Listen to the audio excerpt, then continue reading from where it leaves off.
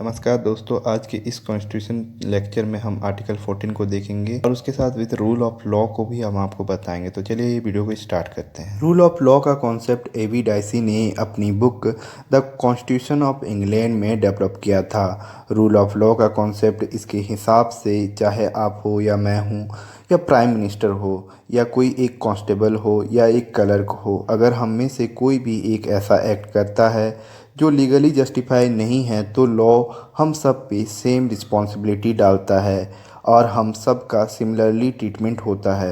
Rule of law के हिसाब से कोई पार्टिकुलर पर्सन या पार्टिकुलर गवर्नमेंट सुप्रीम नहीं होता है, यह ऑलवेज सुप्रीम लॉ होती है। तो चाहे वो गवर्नमेंट हो या जिनको वो गवर्न कर रही है, दोनों का ही इक्वल ट्रीटमेंट होगा। यही है आपका रूल ऑफ लॉ का कॉन्सेप्ट। तो ये कॉन्सेप्ट हमारे इंडियन कॉन्स्टिट्यूशन में कहाँ देखने को मिलता है? तो ये मिलता है देखने को हमें दो जगहों पर। पहला है प्रेम्बल, प्रस्तावना, जिसमें लिखा हुआ है equality of status and opportunity. दूसरा है article 14। Article 14 is the first fundamental right जो इक्वलिटी की बात करता है। इसके हिसाब से हमें इक्वलिटी, प्रोवाइड अनइक्वल ट्रीटमेंट करना चाहिए। साथ ही साथ हमें ऐसे लॉज डिमांड करने चाहिए जो इक्वल ट्रीटमेंट अफोर्ड करवा सके। तो इसका मतलब यह हुआ कि आर्टिकल 14 पहले बोल रहा है कि अनइक्वल ट्रीटमेंट नहीं करना चाहिए, जो कि एक नेगेटिव अप्रोच है।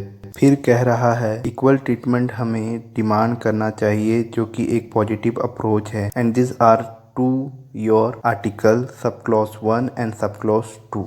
अब हम इसके विस्तार रूप को देखेंगे, जो कि इस प्रकार से है। भारतीय संविधान का आर्टिकल 14 स्पष्ट रूप से कहता है कि राज्य भारत के राज्य में किसी भी व्यक्ति को विधि के समझ, समता से या विधियों के समान संरक्षण से वंचित नहीं करेगा।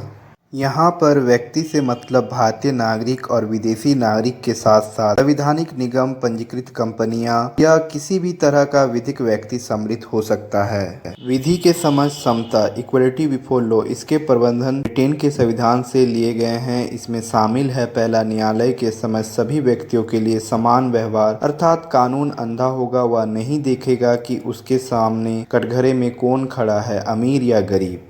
दूसरा, किसी व्यक्ति विशेष के लिए कोई विशेष अधिकार नहीं होगा, अर्थात सभी को समान अपराध के लिए समान सजा मिलेगी। तीसरा, कोई भी व्यक्ति चाहे वो अमीर, गरीब हो, गोरा हो, काला हो, मंत्री हो, संतरी हो, कानून से ऊपर नहीं होगा, अर्थात कानून मंत्री और संतरी दोनों के लिए समान होगा। विधियों का समान संरक्षण, इक्वल प्रोटेक्शन ऑफ लॉज, इसके प्रबंधन अमेरिका के संविधान से लिए गए हैं। इसमें निम्न प्रबंधन दिए गए हैं। पहला, समान विधि के अंतर्गत सभी के लिए समान नियम है। दूसरा, बिना भेदभाव के सभी के साथ समान व्यवहार किया जाना चाहिए। तीसरा, कानून द्वारा दिए गए विशेष अधिकारों और दायित्वों का समान परिस्थितियों के अंतर्गत समान व्यवहार। सर्वोच्च न्यायालय का मानना है कि आर्टिकल 14 के अंतर्गत लिखित विधि का शासन ही संविधान का मूलभूत तत्व है, इसलिए इसे किसी भी तरह से यहाँ तक कि संविधान संशोधन के द्वारा भी समाप्त नहीं किया जा सकता है।